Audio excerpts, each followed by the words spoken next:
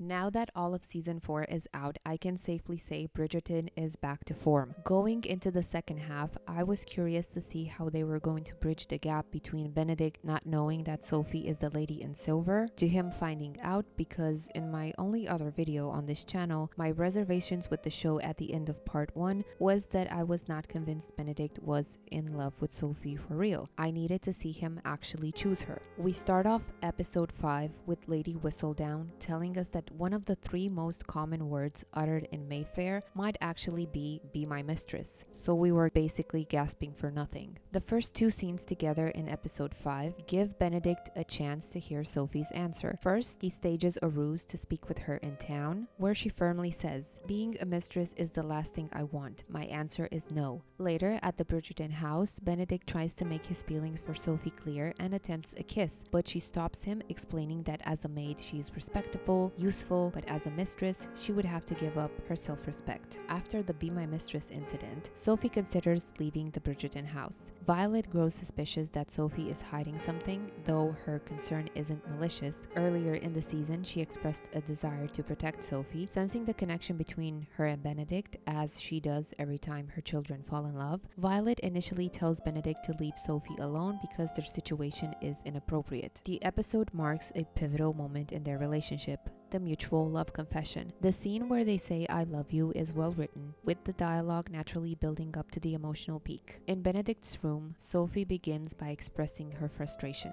She never asked for this pursuit, and each glimpse into his world hurts. As she tries to leave, not wanting to be seen with him, Benedict stops her, assuring her he doesn't care who sees them. When she asks if he ever stops to think about her, he replies, "Every moment of every day." Following this, he delivers a heartfelt declaration of his desire to be with her, acknowledging the impossibility imposed by society by emphasizing that spending another day apart is unbearable. This long, emotional speech is exactly what I needed from him. It's the culmination of the episode's careful build-up, and the acting makes it fully believable. This moment also reframes the season's conflict. By admitting their love, both Sophie and Benedict begin to overcome their internal struggles, leaving society as the primary obstacle standing in their way. In episode 6, the couple faces their first real breakup. The episode opens with Benedict and Sophie in bed, a playful scene where Sophie admits she broke her promise not to fall in bed with any man, a promise she broke for your stupid hair and your stupid eyes and that stupid smile. Sophie remains uncertain about their future. She worries they acted in the heat of the moment, but Benedict reassures her that he takes what happened seriously and promises to show her that love alone can be enough. Benedict is shown approaching his work with newfound enthusiasm, a reflection of how meeting someone who truly inspires you can motivate personal growth. At the same time, he's already planning a future with Sophie, asking for My Cottage to be prepared for their potential full-time residence together. Lady Penwood visits Violet, which is how Violet learns that Sophie's previous employer was Lady Penwood, and that she's accused of stealing her shoe clips. It is a relief. Later, Violet gives her the requested letter of introduction, advising her that leaving may be in her best interest, since Lady Penwood is determined to pursue her, while also making it clear that she doesn't believe the theft accusation. Of her vulgar shoe clips. Benedict has the conservatory decorated with candles and blankets and gives Sophie a drawing of the cottage, telling her that he's preparing it for them to live there permanently, all to prove he's serious about a future together. Sophie finally reveals that she's the illegitimate daughter of a nobleman and of a maid. That confession makes her fears clearer to Benedict, but he asks for a chance to prove he can keep his promise. Later, at the Bridgerton house, Anthony tries to talk sense into Benedict. He tells him plainly that if he pursues Sophie, he'll be cut off from the family. Benedict refuses to hear it. He insists he's thought all of it through and that he cannot walk away from Sophie. When they later meet in the conservatory, Sophie is the one who ends it. She tells him he doesn't owe her anything, but Benedict pleads that it was never about obligation, it is about love. Sophie pushes back. Society has drawn a clear line between them, and she refuses to be the reason he loses his family. When Benedict says that he could still take care of her, Sophie insists that if they stay close, they'll only be repeating the same mistake. That word breaks him. They embrace, but she walks away. This breakup carries real emotional weight. By this point, I'm frustrated, like why can't they be together? Why does society have to win? I feel just as upset as they are, which means the show is doing a good job. In episode 7, Sophie loses her necklace. This will be important in a moment. Violet and Benedict talk. Violet tells her son that she didn't realize he loved Sophie so deeply.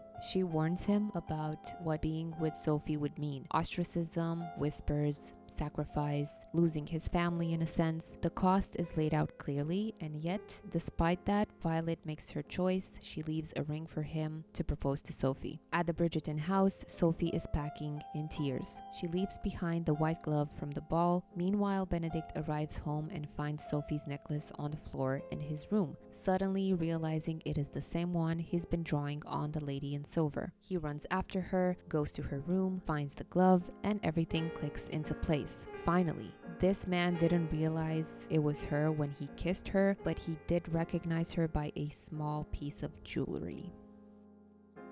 But before Benedict can reach her, Sophie is stopped as she's leaving the house. Lady Penwood is waiting with a constable, and Sophie is arrested on a suspicion of theft and impersonating nobility. And we arrive at the final episode where everything that's been building up all season is supposed to collide. The stakes are high, and yet the obstacles resolve quite easily. So, the Bridgertons find out that Sophie has been arrested. At the trial, Benedict bursts in with Violet to defend Sophie. They argue the accusations are unfounded. The judge asks Lady Penwood, if the Bridgertons pay for the shoe clips, will you retract the accusations? Lady Penwood insists it's not about the money. They must have been tremendously valuable. Sophie also impersonated nobility, and she adds pointedly, seduced Mr. Bridgerton. Violet asks the judge to release Sophie because she works for her and is needed at the house. The judge agrees.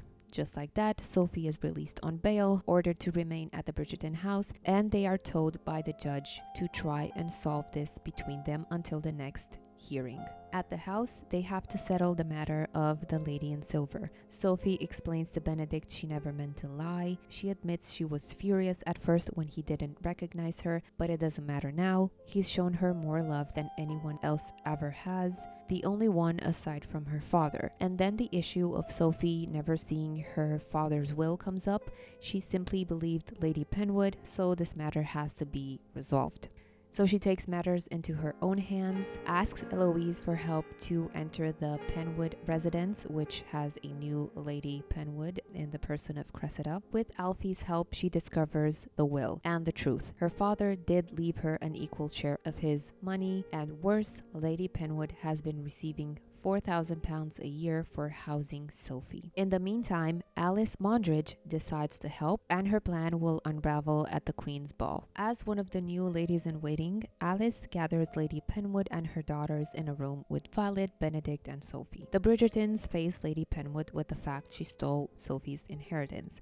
Posey confesses she's the one who took the shoe clips, but Lady Penwood insists none of it matters. Sophie still impersonated nobility, and so Violet calmly suggests they might reach a more beneficial recounting of events, which will also result in no jail time for Lady Penwood for stealing Sophie's money. Sophie will be presented to the Queen as a relation of the late Earl of Penwood's cousin. Therefore, Sophie Gunn, not Beck, is made up so she could pose as legitimate and marry Benedict without society raising an eyebrow. The only person who might have called her out is Lady Penwood, but she is being blackmailed due to stealing money. And this is exactly what they tell the Queen, and the Queen laughs and accepts it. I believe the Queen knows it's all a lie, and she lets it slide. The Queen's love of gossip overrides everything, or maybe she wants to be right and win her wager with Penelope. But also I think that she just loves how messy it is and is willing to go along, because so do I. And so, they enter the ball as Benedict Bridgerton and Sophie Gunn, A relation of the late Lord Penwood. and then Benedict proposes, I believe they wanted it to happen here in front of the entire town because otherwise it was a weak proposal. She deserved better. She also deserved better than that dress. In the post-credit scene, they marry at my cottage. Benedict wears a kite clip, a nod where it all began. Sophie looks radiant with her hair down. The end season sets up Francesca and Eloise, and it closes with a painting of Sophie in silver with her mask off. In the end, the emotional arc in season 4 worked. Benedict chooses Sophie, Violet stands behind them, the breakup carries weight, and the mutual confession hits. What didn't fully land for me was the way the external conflict wraps up. The conflict between love and society has been laid out so carefully that I expected the final obstacle to carry the same weight. Instead, the legal trouble dissolves quickly. The queen ultimately just wants to have fun and enjoy some good gossip, and she also seems to like Sophie, so she just laughs everything off. I'm not saying I was needing more suffering or hardship.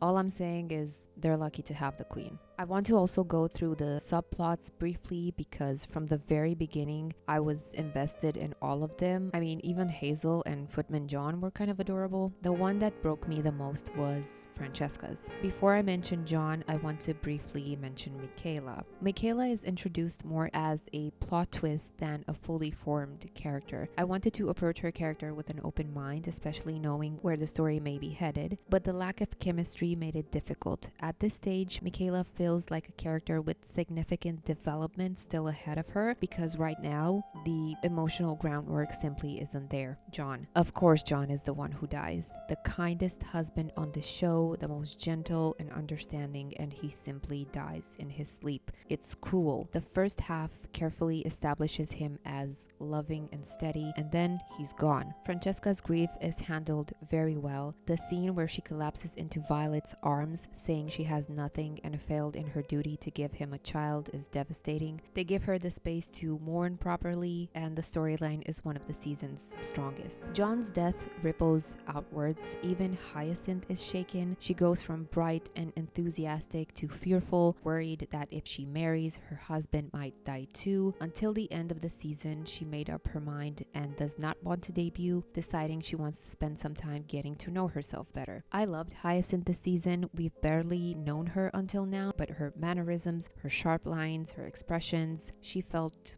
vivid. Her conflict with Eloise also works well. Bridgerton has always done siblings dynamics and characterization very well. Eloise gets character development, which I was eager to see. I've seen enough of Eloise being opposed to marriage and having a book glued to her hand as much as I love her. She gains perspective partly because she sees Benedict in love, but also because of her conversation with Cressida, of all people, who is now married, and the new Lady Penwood. In the last episode, Eloise reassures Hyacinth that she's learned marriage can have its advantages. The groundwork is clearly being laid for Eloise's own love story, and I cannot wait to see her in love. I was disappointed with Violet and Lord Anderson's breakup. I thought out of the two of them, he might be the one to end it, but it's Violet. And the reason being because helping Benedict, she found the older version of herself. After everything she's done to ensure her children marry for love, when she finds it again, she lets it go. I don't know if this follows the book or if they reconcile, but I hope they do. That said, Violet remains one of the emotional anchors of the show. She always finds a way to relate to her children. Every season, she sits down with them, finds common ground, offers advice rooted in experience. I get the critique people have about her, but I still think they don't surpass her qualities. This season, more than ever, she proves she will fight tooth and nail for her children's happiness. The Queen storyline leans into her loneliness in season 4. Her friendship with Lady Danbury genuinely moves you, but within Bridgerton alone,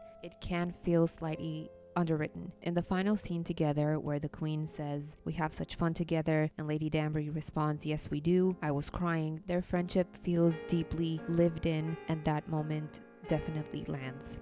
Penelope as Lady Whistledown continues to face remarkably few consequences. This season, she's confronted by a mistress whose life she just ruined with her column. That moment pushes Penelope into deeper doubt, especially as she was already questioning whether she had become a pawn of the Queen. She pleads with the Queen, basically saying that it's now affecting people, publishes her last issue, and that's it. She's no longer Lady Whistledown.